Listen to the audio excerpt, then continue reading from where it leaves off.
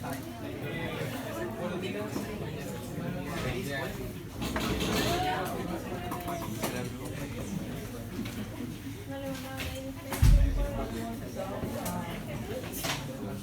Describí algunos cartílagos de la laringe aislados.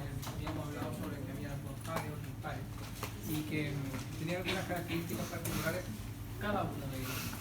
De la forma que se podía empezar a armar una estructura que mide alrededor de 5 centímetros, dijimos que era distinto en hombres y mujeres, pero la gran diferencia radica en esta prominencia laringe, que al mantener un ángulo entre las porciones del cartílago tiroides un poco más agudo en los hombres, entonces la prominencia laringea se hace más prominente y por lo tanto las estructuras que están por dentro, que van a ser sobre todo el ligamento vocal y otras, van a estar mucho más elongadas, van a estar más tensas, y eso le va a dar la posibilidad de generar sonidos más graves, ¿ya? De tal forma de que los tonos son muy distintos entre hombres y mujeres.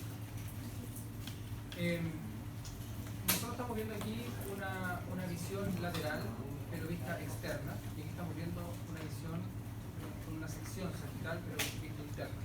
De tal forma que la vista externa, nosotros mantenemos esta unión entre el hueso yoides y el cartílago tiroides, de tal forma de que toda la musculatura que se considere extrínseca de la laringe, que básicamente es la que afecta al hueso yoides, entonces va a movilizar la laringe.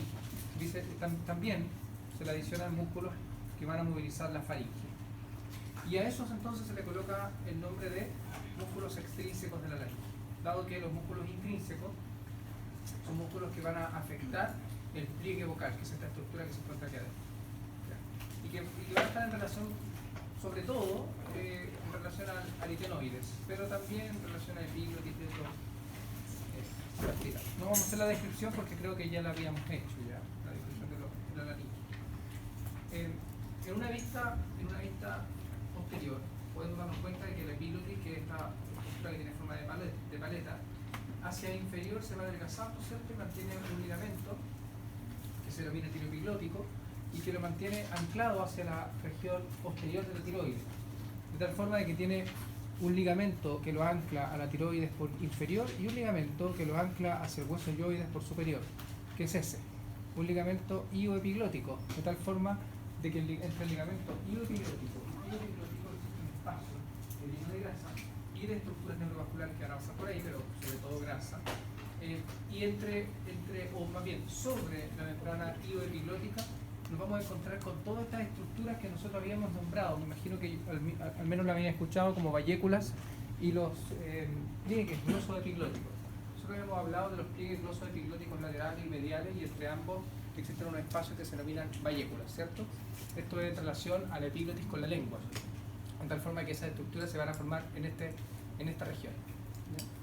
Por posterior al epiglotis queda conformado una estructura ligamentosa, membranosa, que se denomina membrana cuadrangular, y que está bajo el pliegue aritenoepiglótico. Usted conoce el pliegue aritenoepiglótico, ¿cierto? Hacia inferior y pasando entre los cartílagos funiformes, funiculados inferior, mantenemos una membrana que se denomina membrana cuadrangular y que se va a conformar finalmente el pliegue vestibular, que es esta estructura que nosotros vemos aquí, que está sobre el pliegue vocal. De tal forma que existe una estructura membranosa que está revestida en mucosa y que finalmente va a formar un pliegue que nosotros lo llamamos pliegue vestibular. Aquí dice el ligamento porque no está en la mucosa, ¿cierto? Pero el pliegue vestibular va a ser una cuerda falsa, dado que no está nada más construido solamente para poder hacer un sello hermético de la laringe previo a encontrarlo con el ligamento vocal. ¿Ya? Del cartílago cricoide nosotros habíamos dicho algunas cosas, habíamos dicho también que no solamente sus características o estructurales, sino también habíamos hablado sobre los tipos de articulaciones que entregaba. Articulaciones que iban contra el aritenoides, que es móvil, muy móvil, y articulaciones que van con el cartílago tiroides, que es como una verdadera bisagra, ¿cierto? La que podía mover para movilizar, aumentando la tensión o disminuyendo la tensión del ligamento vocal. Entre el cartílago cricoides y el cartílago tiroides existe un ligamento, que es ese, que usted lo debe conocer, se denomina cricotiroideo, ¿no? Y cuando estamos en el sector mediano, decimos ligamento cricotiroideo medio. Y podemos ver cómo se origina y cómo se inserta, pero hacia el lateral existen los ligamentos que se denominan cricotiroideos laterales. Y esos cricotiroideos laterales toman importancia porque, si bien es cierto, el cricotiroideo lateral tiene ese nombre porque pasa entre los dos cartílagos, el cricotiroideo lateral no se inserta en el tiroides. De tal forma que pasa por dentro y va hacia el cartílago aritenoides. De tal forma que forma otra estructura membranosa que pasa por dentro, que se denomina cono elástico. Entonces, estamos hablando que sobre el ligamento vocal, eso, sobre el ligamento vocal existe una membrana cuadrangular. Pero bajo el ligamento vocal existe otra membrana que está conformada por esta estructura que se denomina el cono elástico. Y si usted lo ve como un todo, como todo es fibroso, entonces se le denomina membrana fibroelástica de la nariz. Todo. Membrana cuadrangular, cono elástico. Y está conformado por el ligamento. Parece extraño lo que estoy hablando, pero después lo vamos a ver y se le va a quedar un poco más claro.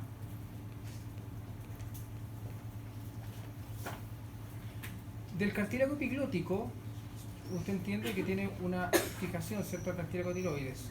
Pero si usted lo viera revestido en una membrana mucosa, vería que hacia el lumen de la laringe queda una estructura prominente que se denomina tubérculo epiglótico, que es muy importante para provocar un sello hermético entre sobre todo el cartílago cuneiforme, también es cuniculado, y los cartílagos trilíceos que van a unirse todos en el centro para poder formar el sello hermético.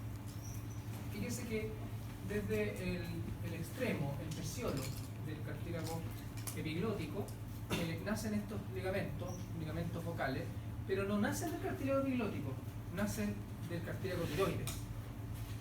Toma el cartílago epiglótico y lo lleva hacia el proceso vocal del cartílago aritenoides. De tal forma que, mire aquí, este cartílago cricoides, ¿no? Ese. Y aquí estamos viendo el ligamento cricotiroideo medio, pero mire el ligamento cricotiroideo lateral. No está inserto acá, sino que pasa de largo hacia el aritenoides y hacia el pliegue vocal y se inserta en el pliegue vocal, formando esta estructura que se denomina el cono elástico. Aquí ven, cono elástico. Esto es importante porque algunas veces usted va a encontrar que el ligamento cricotiroideo lateral es nombrado como si fuera el cono elástico, o el cono elástico como si fuera el ligamento cricotiroideo lateral. Y la verdad es que es lo mismo. ¿Ya? Hay que tener ahí apertura mental para decir es lo mismo.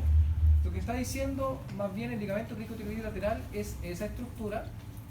Toda la estructura es el cono elástico. Eso en estricto rigor lo que debería pasar. Pero los textos hablan de uno o del otro. Y usted tiene que más o menos decir, sí, entiendo, es más o menos lo mismo. ¿Ya? Otra cosa que quisiera aprovechar en esta imagen, que se ve muy bien, aquí obviamente no se ve el pliegue vestibular, ¿no es cierto? El pliegue vestibular es un pliegue similar a este, pero que está por sobre y que está en relación a la membrana cuadrangular. No hay nada de eso. De tal forma de que se ha extirpado para poder ver el ligamento vocal. Como ese ligamento vocal va a tener también mucosa revistiéndolo, vamos a hablar de pliegue vocal. Y va a tener musculatura asociada, adicionalmente, que es intrínseca de la laringe. Pero no es lo que les quiero contar. Lo que les quiero contar es lo siguiente. Existe una estructura en la laringe que es extremadamente importante, que la nombran siempre. Pero no es una estructura anatómica, es un espacio. Se llama glotis. ¿Ya? La glotis es el espacio que queda entre las cuerdas vocales. Por lo tanto es virtual, es decir, puede existir o puede no existir, porque las cuerdas vocales están totalmente unidas, podría ser, porque hay músculos que los preparan para eso. Entonces se cierra la glotis. O podría estar abierta o parcialmente abierta. Por lo tanto, el espacio de la glotis es el que se evalúa, por ejemplo, sobre todo en una laringe. Bien. De tal forma que este espacio no es una estructura anatómica, vuelvo a decir, porque muchas veces se piensa que la glotis es una estructura que depende de los pliegues vocales o de algún pliegue, y yo la puedo ver, entonces dice, ¿dónde está la glotis aquí? No, si la glotis es un espacio, ¿no? Y es un espacio además que no se proyecta, no va hacia superior ni va hacia inferior, porque esos espacios tienen otros nombres. ¿Ya? Glotis. Veamos acá. Mire, fíjese en el cartílago aritenoides. Esto es vista posterior, ¿no es cierto? Estamos viendo cartílago epiglótico, cartílago aritenoides, cartílago cricoides, lámina de cartílago cricoides. Y el cartílago aritenoides en su extremo, en su vértice, contiene este cartílago que se denomina cuadriculado. Es ese, ¿cierto? Bueno, esa estructura que están viendo, el cartílago cuadriculado con la epiglotis, se denomina el pliegue aritenoepiglótico. Usted lo había conocido antes, ¿cierto? Y en ese pliegue aritenoepiglótico se proyecta el tubérculo cuneiforme, porque ahí está el cartílago cuneiforme. Entonces nosotros decíamos antes que existe un pliegue aritenoepiglótico, un tubérculo cuneiforme, un tubérculo curniculado y un receso interaritenoideo. ¿Se acuerdan? Perfecto. Ahora, fíjese lo que está hacia inferior del pliegue aritenoepiglótico. Esa estructura. Esa estructura es la membrana cuadrangular. O sea, una estructura membranosa o fibrosa que se proyecta hacia el aritenoides de manera descendente y que va a formar parte finalmente de los pliegues vestibulares.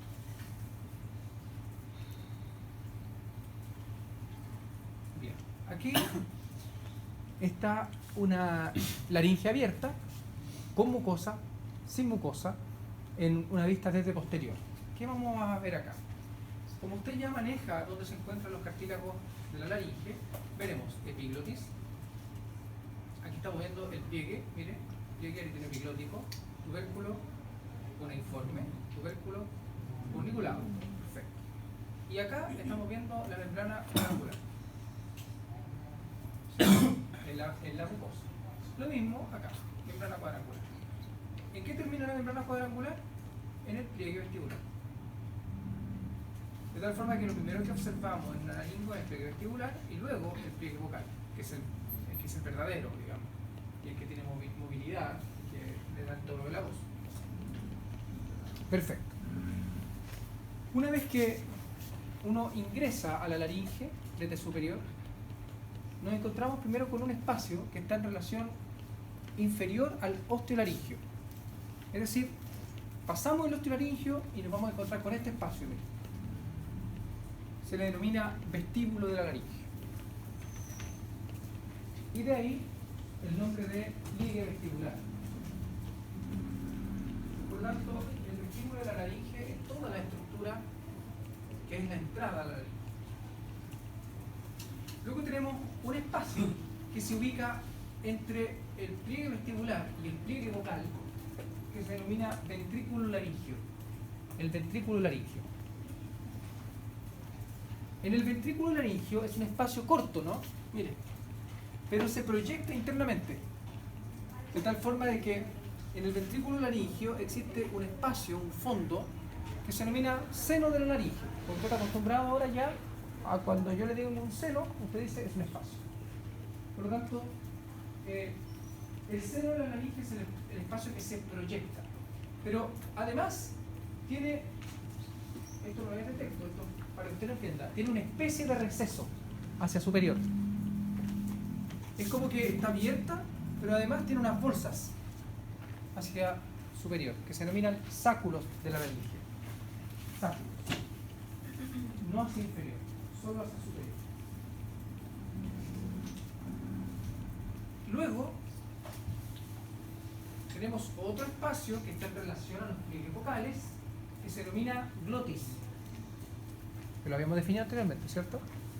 E inferior a esto, el espacio que termina en el cartílago cricoides se denomina cavidad infraglótica.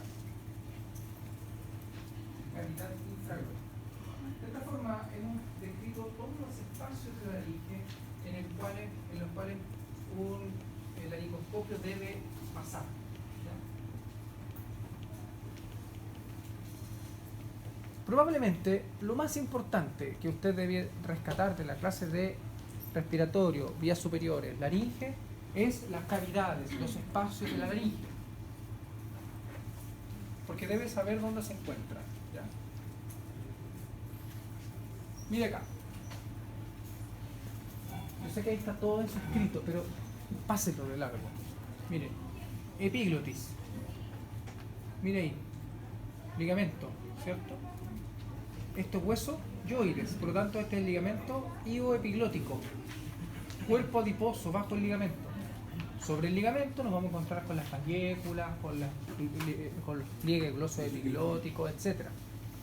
Hacia el lateral nos vamos a encontrar con el pliegue aritenoepiglótico, tubérculo cuneiforme, tubérculo curniculado y el receso interaritenoideo. Aquí estamos viendo la membrana cuadrangular, se le imagina, ¿cierto? La membrana cuadrangular. Aquí estamos viendo el ventrículo de la laringe. Eso es el pliegue vestibular. Y este es el pliegue vocal.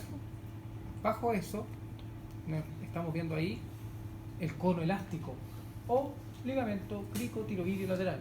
Importante decirlo porque, por ejemplo, aquí dice ligamento cricotiroideo, facetas. Pero el cricotiroideo medio no tiene nada que ver con eso. ¿Ya? Por lo tanto, ligamento cricotiroideo lateral o membrana, cono elástico. Pero acá dicen ligamento cricotiroideo medio. Y el cartílago cricoides con su anillo hacia anterior, con su lámina hacia posterior y con sus caras articulares para el cartílago tiroides por inferior y una cara articular para el cartílago aritenoides por superior. De tal forma de que este espacio que se ve ahí se denomina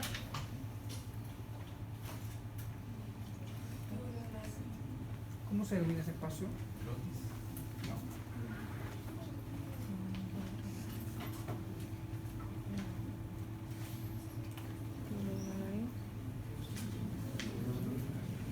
¿Cómo se llama ese espacio?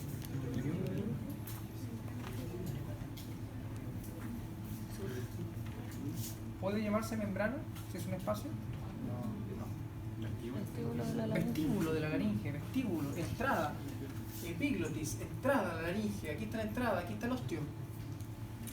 Hasta aquí, vestíbulo, ventrículo, glotis, si estamos viendo el espacio, cavidad infraglótica.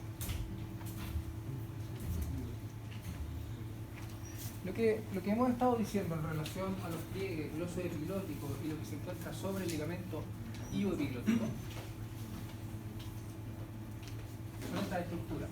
Esta es una representación bien sencilla, pero me gusta mucho porque usted se ubica perfectamente. Usted se ubica perfectamente hasta aquí, ¿cierto? Porque eso corresponde a la tonsila lingual, ¿cierto? Y estas estructuras que se encuentran por anterior al cartílago epiglótico, mire, cartílago epiglótico, se denominan valléculas. De tal forma de que la región mediana se denomina pliegue glosoepiglótico medio y los que son laterales, los pliegues glosoepiglóticos laterales. En teoría, los pliegues glosoepiglóticos mediales conectan el epiglotis con la lengua y los laterales con la faringe. ¿Ya? A pesar de que todo esto es una conexión hacia la región del lingual, pero efectivamente los pliegues glosoepiglóticos laterales lo conectan con la faringe también, sobre todo con el pilar posterior.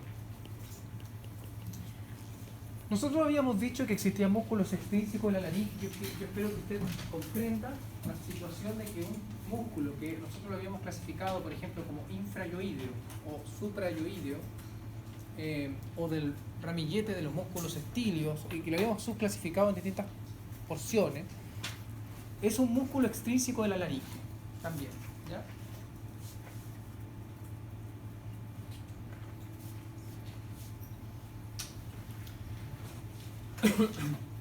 Pero existen algunos músculos que están en relación a movilizar los aritenoides, sobre todo los aritenoides. Pero finalmente, para poder movilizar cuerda vocal o el ligamento vocal. Algunos afectarán directamente a la cuerda, otros al aritenoides para que modifique el espacio de la glotis, por ejemplo.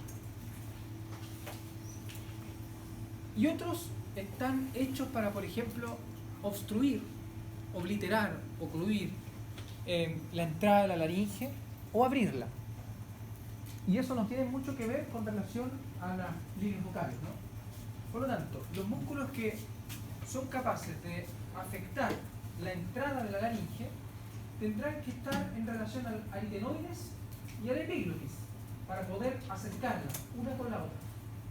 Entonces, en este sentido tenemos este músculo que es transversal. Yo le digo que siempre el músculo transverso al aritenoide es un músculo transverso al cuadrado. ¿Por qué? Porque es transversal de la perspectiva que actúa cerrando la laringe y haciendo otro movimiento del ligamento vocal. Es transversal para todos los movimientos intrínsecos de la laringe. Pero además es transversal en sí, porque además sus fibras son transversales y se llama transverso. Por lo tanto, el músculo que es transverso aritenoide es un músculo que es capaz de aducir los aritenoides, los acerca.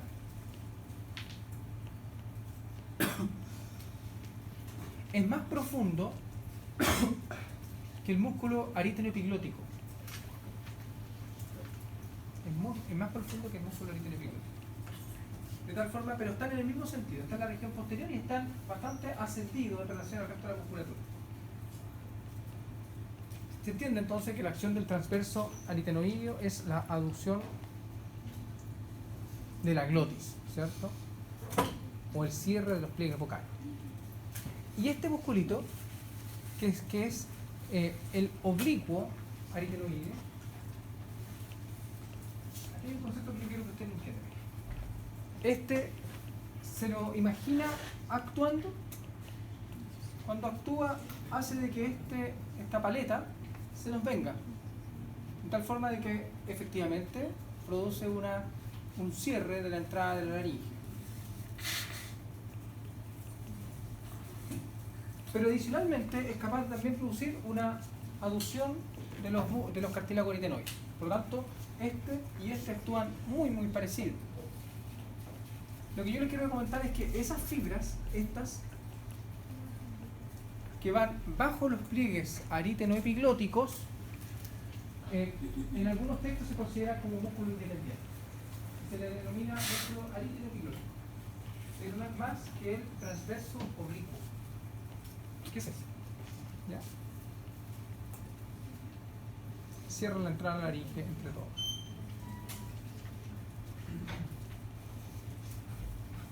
Fíjense acá. Este musculito que viene de la cartílago cricoides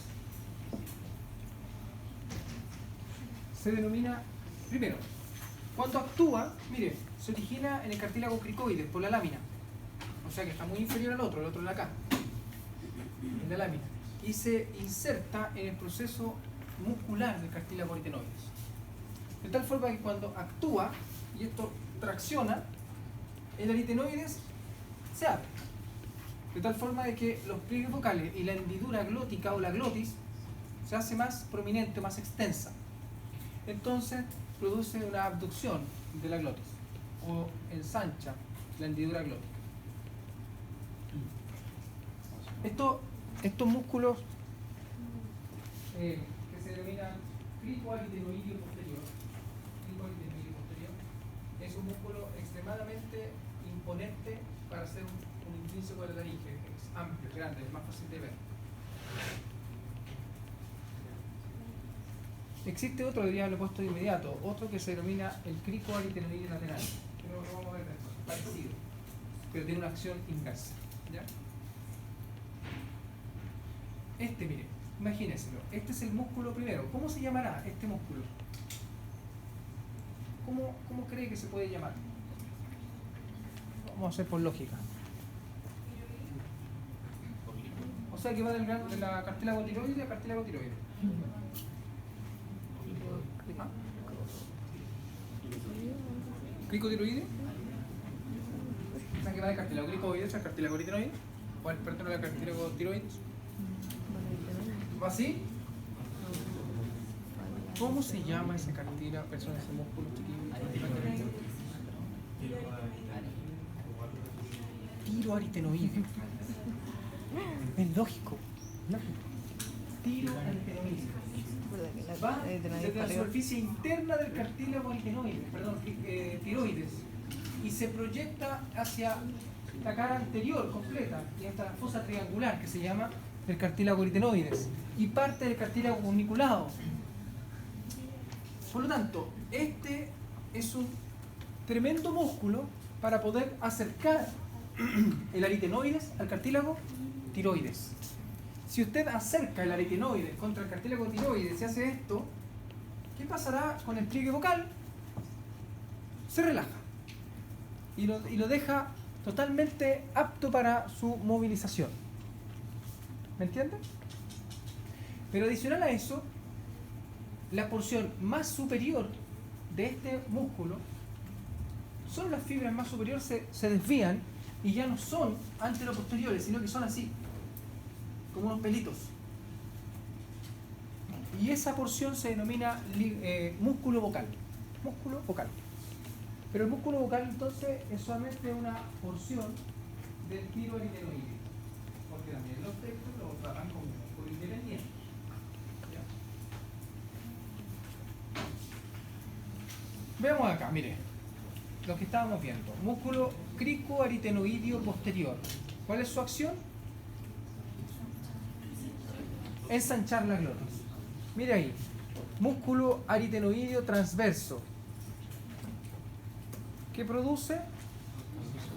Una abducción y un cierre de la entrada de la laringe. El músculo aritenoideo oblicuo, mire, ahí está. Cierre de la entrada de la laringe.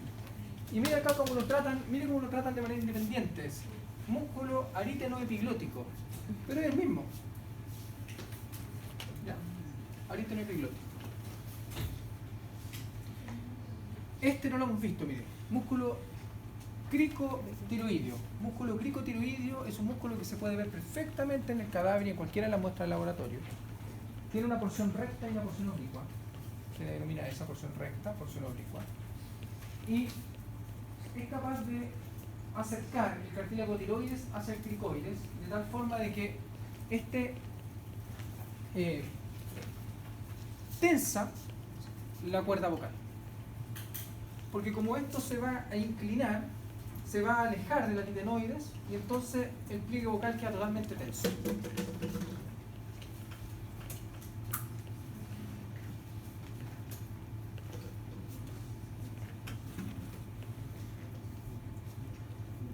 Mire acá.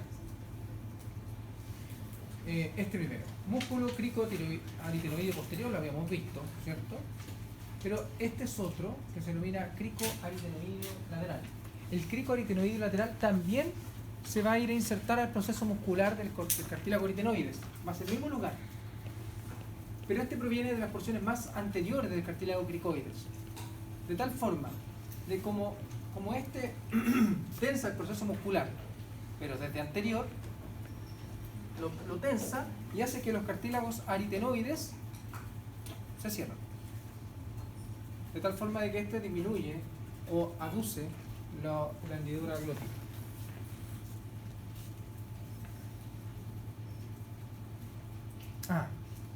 Este no lo hemos dicho. Músculo tiroepiglótico.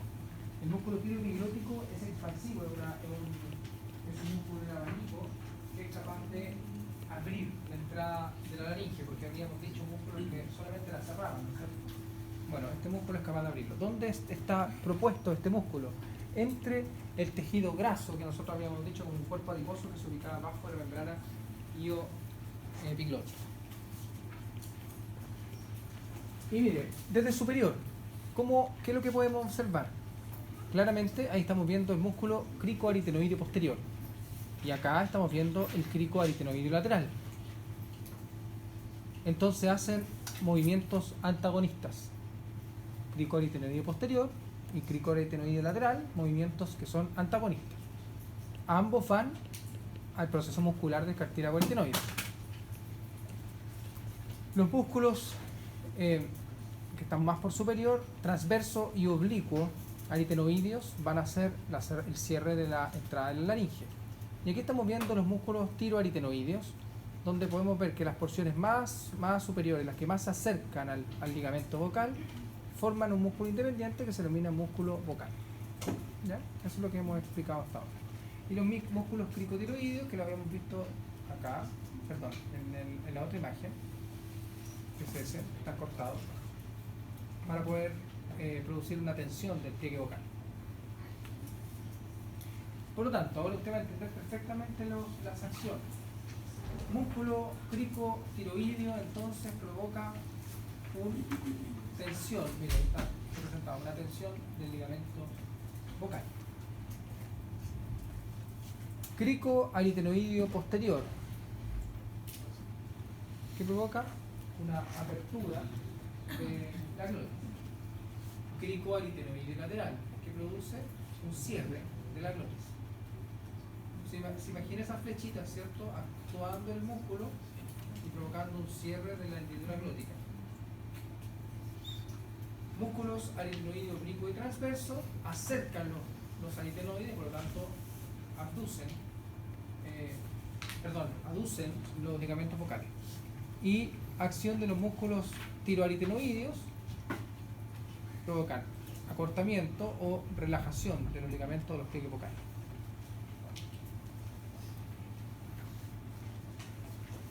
Por lo tanto, esta representación usted la va a entender perfectamente, porque esto es mucho más fácil por lo que nosotros estamos hablando, ¿cierto? Pero finalmente, si usted maneja en una vista como esta o en una laringoscopía como esto, entonces usted maneja perfectamente la laringe. ¿Ya? Vamos a mostrarles las últimas imágenes de una laringoscopía para que usted diga, ah, perfecto, entiendo lo que estoy viendo.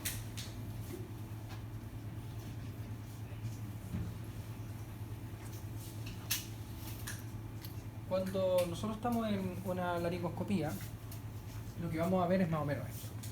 De tal forma de que se puede observar el pliegue vocal, pero sobre el pliegue vocal vamos a encontrarnos con pliegues que van a ser falsos, y eso es el pliegue vestibular. Y aquí vamos a encontrarnos con el pliegue aritenoepiglótico, el tubérculo curniculado, el cuneiforme, curniculado y el receso interaritenoideo. Y por la región más anterior, la epiglotis y el tubérculo epiglótico que nosotros habíamos dicho de que cerraba la entrada de la laringe. Esto es lo que nosotros debiésemos buscar en relación a la entrada, o hacia el osteolaringio o hacia el vestíbulo laringio. Entonces, aquí, ¿qué podemos observar? ¿Quién me dice, por ejemplo, qué es eso? La epiglotis, ¿cierto? Epiglotis. No alcanzamos a ver el tubérculo, pero debería estar ahí. ¿Qué vemos ahí? Un informe. Ahí está el curniculado. Y ahí está el receso interaritenoideo. Es decir, que esto es posterior. Aquí estamos viendo, bueno, ese es el pliegue ariteno epiglótico.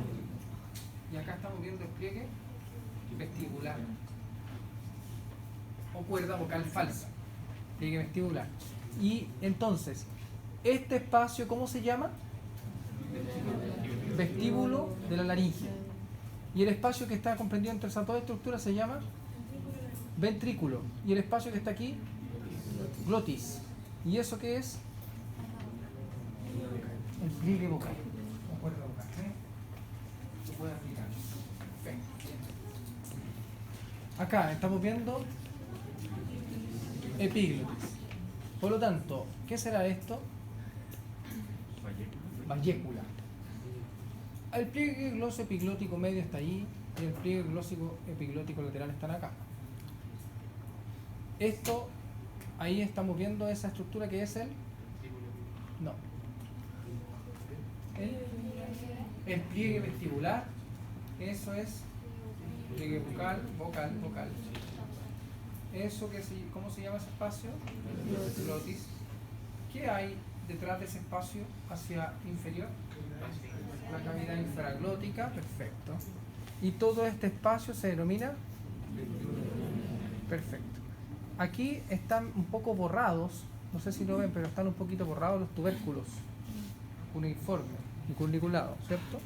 Entonces cuando se borran, se dice que hay una inflamación de la región, que podría ser, por ejemplo, una laringitis. Podría ser una laringitis, como podría ser también algún proceso inflamatorio derivado, por ejemplo, de hablar mucho, hacer demasiados sonidos, cantar o algo que no sea infeccioso, no puede que no sea una laringitis, digamos, infecciosa. Vías inferiores. Vamos entonces a lo que hay bajo el laringe, llegamos al cartílago cricoides, ¿cierto? Y el cartílago cricoides se proyecta hasta C6, de tal forma de que esto es algo importante. C6 marca un nivel vertebral muy interesante para poder ver estructuras del cuello. Y después lo vamos a ver en el próximo curso. Que nosotros vamos a detectar un nivel de C6 por varias estructuras. Pero en una, y la más importante, es que usted puede visualizar el cartílago cricoides, que es muy distinto a visualizar un cartílago traqueal, porque es mucho más robusto. Por lo tanto, si usted está viendo el cartílago cricoides, está en C6. Pero adicionalmente, ahí comienza el esófago, por lo tanto terminaría de ver la faringe.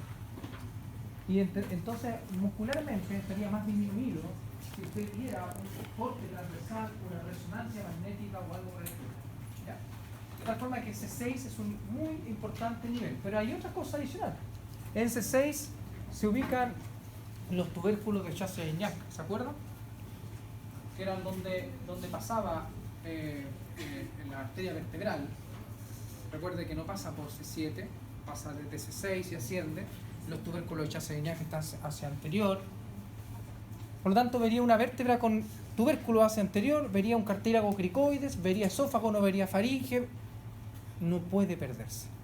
Por eso es que cuando se le dicen este tipo de niveles, mire, esto comienza en C6, no es para que se lo aprenda de memoria, no es que diga después en su casa, sabe que yo aprendí hoy día, que de C6 a T4, a T5 está, no, eso no tiene ninguna importancia. La importancia radica en que cuando yo le presente un nivel T5 o T4, usted espere encontrar tal y cual estructura. Ya. Entonces, de C6 hasta T5, a pesar de que en T4 usted puede ver la carina, que es el término de la tráquea.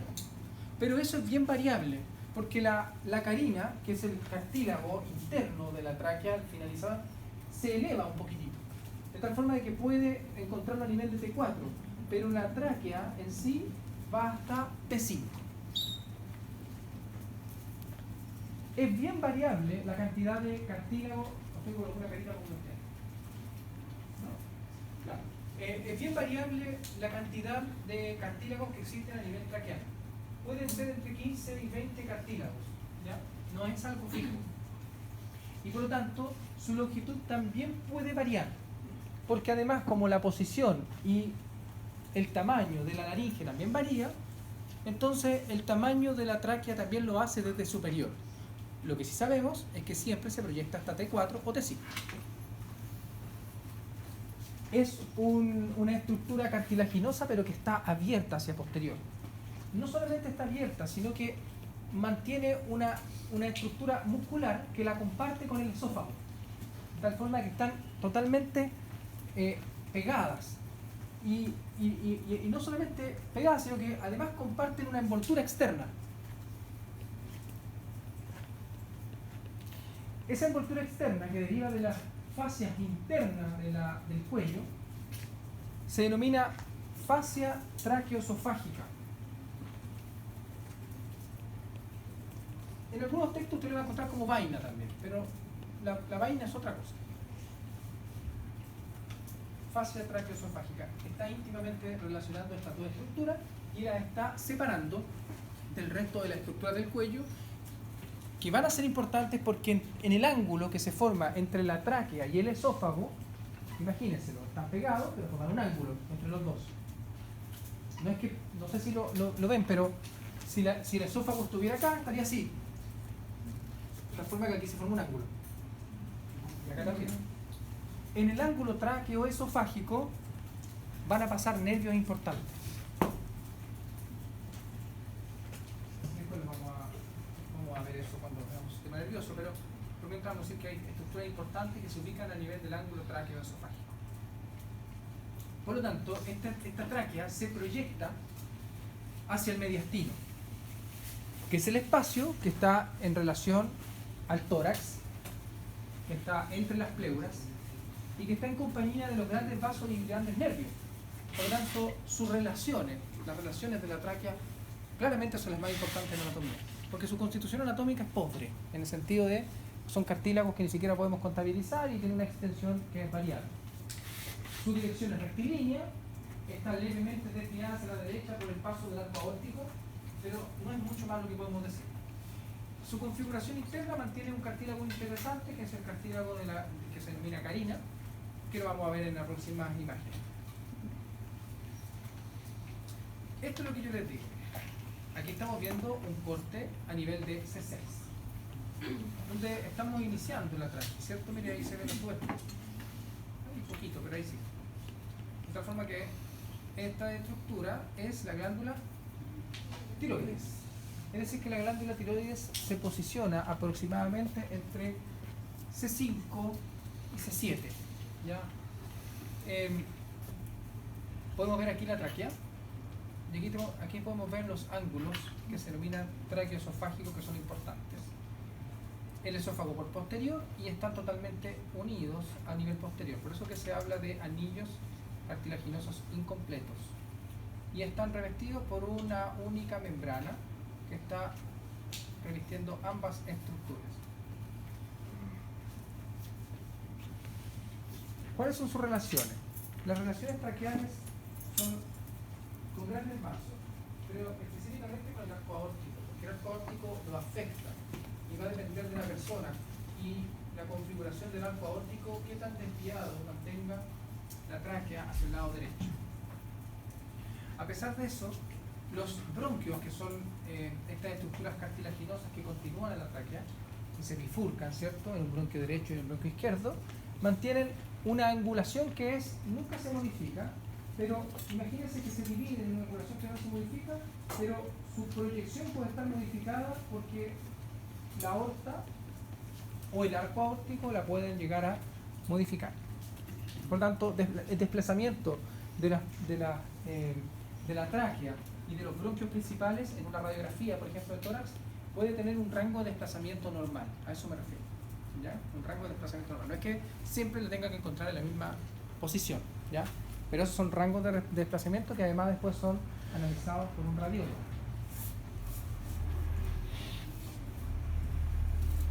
En la configuración interna de una tráquea, ahí se encuentra un cartílago interpuesto, que es la carina, donde se observa el último cartílago traqueal, la división de los bronquios, y este cartílago interno es un poco más elevado que la terminación externa de la tráquea. Por lo tanto, decimos que la tráquea se proyecta hasta T5, pero el cartílago de la carina está en T4. Eso es importante porque si nosotros estamos viendo un corte de T4 o T5, van a ser distintos. Las angulaciones. Dijimos que las angulaciones son bastante estables, ¿cierto? Solamente que la proyección de esto hacia un lado u otro puede modificarse. No es importante, yo creo que todavía, que usted se aprenda que existen 137 grados. Lo que es importante es que usted sepa de que una vez que se divide la tráquea en un bronquio principal del lado derecho e izquierdo, mantenemos un bronquio principal del lado derecho rectilíneo. Es como la continuación de la tráquea. Rectilíneo, más ancho y más corto que el izquierdo. El izquierdo es el que se divide y que se desprende del territorio.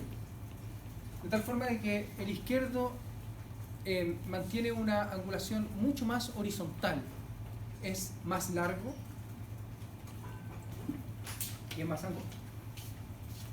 Eso es importante porque cuando existe una obstrucción de la vía respiratoria baja,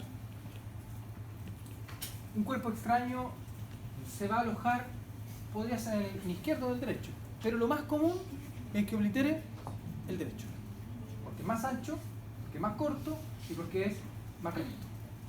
Es mucho más difícil que oblitere el bronquio izquierdo. Por lo tanto, el ojo del radiólogo, del médico que está haciendo, siempre va hacia el lado derecho cuando hay una obstrucción respiratoria, porque es el más común que se oblitere, que se ocluye.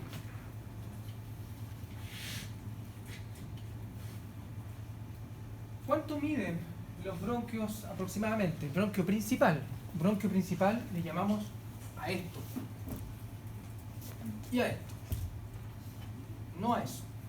Por lo tanto, los bronquios principales son muy distintos del lado derecho al lado izquierdo. ¿Cuánto mide un bronquio principal derecho? Aproximadamente 2 a 2,5 centímetros.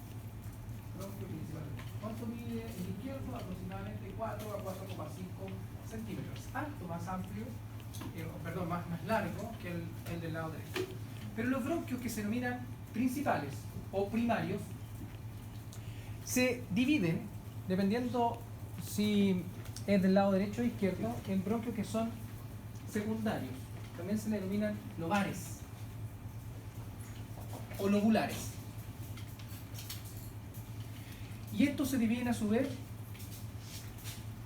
en bronquios que son segmentarios o terciarios.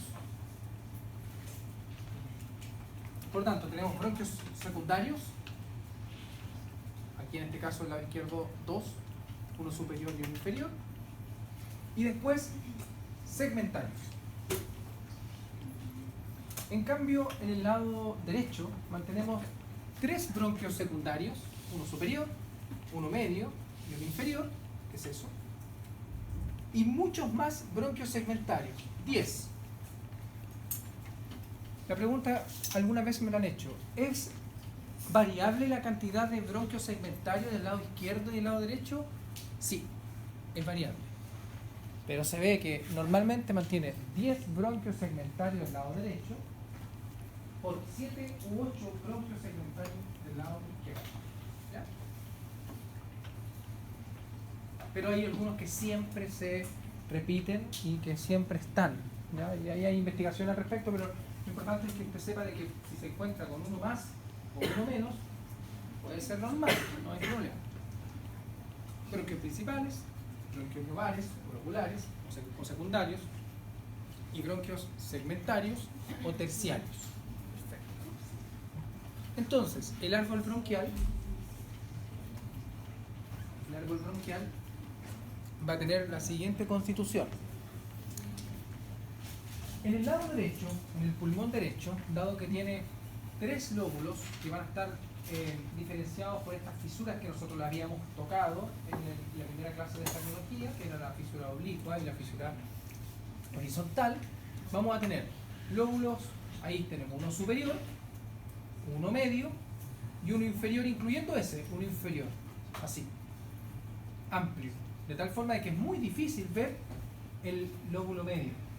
Yo creo que se dio cuenta, por lo menos en el laboratorio, los que han tenido el laboratorio de respiratorio, de que muchos confundían el lado del pulmón que estaba en la bandeja metálica. No sabían si era izquierdo, no sabían si era derecho, no sabían de dónde agarrarse hasta que lo vieron bien. Y dijeron, no, sí, aquí tiene 3 lóbulos, se pueden tocar. Esa confusión es muy común, porque no es tan sencillo ver eso. Entonces tenemos un bronquio segmentario que se denomina apical, esto solamente para el lado derecho, un apical, uno anterior y uno posterior, esto es para el lóbulo superior. En el lóbulo medio mantenemos solamente dos bronquios segmentarios, que son el bronquio medial y el bronquio lateral. Y a nivel inferior, en el lóbulo inferior, mantenemos un bronquio segmentario superior y varios basales. Ese es el superior, uno superior, pero le corresponde al lóbulo inferior, en la porción más superior del lóbulo inferior, y varios basales.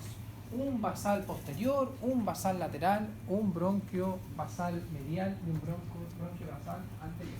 O sea, uno anterior, uno posterior, uno medial y uno lateral. En cambio, en el pulmón del lado izquierdo, mantenemos solamente dos bronquios secundarios y por lo tanto mantenemos un bronquio segmentario ápico posterior, o sea que esos dos están fusionados en el lado izquierdo, un ápico posterior y uno anterior, de tal forma que entre esos dos hacen la función de esos tres. A nivel de no existe el lóbulo medio, pero existe un territorio del pulmón del lado izquierdo que se denomina la língula, que es un territorio pulmonar que va a cubrir al pericardio. ¿Se acuerda que la escotadura cardíaca se consume un trozo de pulmón? De tal forma que va a quedar una aleta del pulmón izquierdo, media libre, que se denomina língula. Y que básicamente es el territorio que se perdió, es el territorio del lóbulo medio del pulmón derecho. Entonces, ese territorio que se denomina lingular o língula mantiene como si fuera el territorio del lóbulo medio. Por lo tanto, esos dos son homólogos a eso. Solamente que acá se denomina bronquio lingular superior y un bronquio lingular inferior. Pero son todos los lingulares, ápico posterior y anterior, son todos del lóbulo superior. Y en el lóbulo inferior mantenemos un bronquio superior y los basales. Y aquí también se concentran los basales. En un bronquio basal anteromedial, es como que esos dos se fusionaron en uno, en anteromedial, en uno basal lateral, que es ese, y en un basal posterior. De tal forma de que en el lado izquierdo mantenemos ¿cuántos bronquios segmentarios? 1, 2, 3, 4, 5, 6, 7, 8. ¿Cuántos bronquios segmentarios mantenemos a nivel del pulmón del lado derecho? 1, 2, 3, 4, 5, 6, 7, 8, 9, 10. A eso me refería con 7 u 8 bronquios segmentarios en el lado izquierdo, 10 bronquios segmentarios en el lado derecho.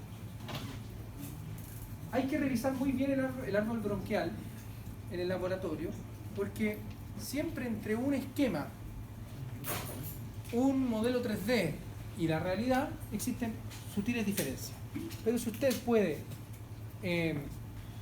describir al menos la mitad de los bronquios segmentarios, yo soy feliz. Que usted sepa cuáles son apicales, cuáles son lingulares, cuáles son basales, cuáles corresponden al lóbulo superior, medio o inferior, por ejemplo, soy feliz. El pulmón mantiene una importancia a nivel anatómico, que son sus impresiones. Y la mayor cantidad de impresiones van a ser en la cara mediastínica, o sea, las caras que miran hacia la mediastina. ¿Van a haber impresiones en la superficie externo-costal? Sí. De hecho, las costillas impresionan, ¿cierto? El pulmón y quedan los vestigios. Pero la importancia capital de esto es las impresiones que se van a ubicar en la cara mediastínica, porque hablan de un pulmón sano y de una capacidad torácica, constitución de mediastino normal. En el lado derecho nosotros vamos a tener una impresión. ¿Se acuerda que la marcamos? Bueno, solamente he tenido con un grupo, pero marcamos la impresión para el timo, ¿cierto? Que era un área pequeñita pero bien redonda, que se podía ver mejor que ahí. Aquí casi que hay que imaginársela nomás, pero aquí el área del timo se puede ver perfectamente, ¿ya? Impresión tímica. La otra que me parece que es interesante es la impresión que se ubica para el esófago, impresión esofágica. Y acá la impresión de las venas ácigos o impresión de ácigos. Algunas personas me decían, pero ese parece más bien como el arco aórtico. Claro, se parece, pero es del lado derecho. No va a encontrar el arco aórtico ahí. Lo va a encontrar acá, en el lado izquierdo. Por lo tanto, las impresiones de los arcos, en este caso arco aórtico y también de la aorta descendente, la va a encontrar en el pulmón del lado izquierdo. Ambos pulmones, por sus caras mediastínicas, mantienen esta estructura, que también la marcamos en el laboratorio, que se denomina ligamento pulmonar. El ligamento pulmonar es la reflexión de las pleuras, que se proyecta bajo el ilio, de tal forma de que el ilio o espacio que está aquí tiene una proyección hacia inferior ligamentosa que se puede pinchar, que se puede observar. Y nosotros la tenemos ahí puesta en el laboratorio. Es difícil de ver, no es tan fácil. Pero usted, ¿cómo la tiene que observar? Tiene que saber lo que es el líquido, tiene que saber lo que es el líquido de los pulmones. Y observando cuál es la proyección hacia inferior, mira, estoy en presencia del ligamento pulmonar. ¿Por qué? Porque normalmente no se ve como acá, pues aquí está el vestigio del ligamento. El ligamento se proyecta.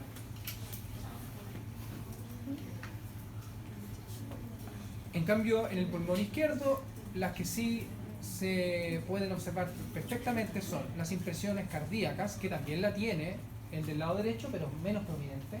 La impresión cardíaca del lado izquierdo es tremenda. Una escotadura cardíaca, una región lingular, hacia superior una impresión tímica y hacia posterior el arco aórtico con una impresión de la aorta descendente y una impresión traqueal del lado izquierdo, porque esta es la que la modifica y que corre a la tráquea. Por lo tanto, mantenemos una gran impresión traqueal. En el pedículo pulmonar vamos a tener una diferencia muy interesante entre pulmón derecho y pulmón izquierdo.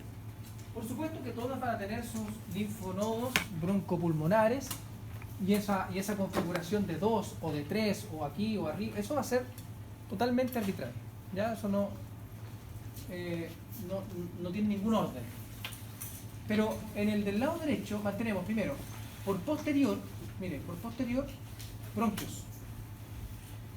Por anterior y anteroinferior, las venas pulmonares. Una vena pulmonar superior y una vena pulmonar inferior. Y en el centro, arteria pulmonar. Eso es clásico del pulmón derecho. No es igual el orden del pedículo a nivel del pulmón izquierdo. Y ese orden se lo pedimos en el laboratorio. ¿Por qué? Porque en el pulmón del lado izquierdo la arteria pulmonar se ubica en el ápice del ilio. ¿Ya? La arteria pulmonar. Se repite de que el bronquio está por posterior, pero al mismo nivel que la arteria. No es que una cosa esté detrás de la otra. Y que las venas pulmonares superior del lado izquierdo y la vena pulmonar inferior del lado izquierdo se mantienen hacia anterior inferior. O sea, la única diferencia es que la arteria pulmonar del lado izquierdo está en el ápice del ilio pulmonar.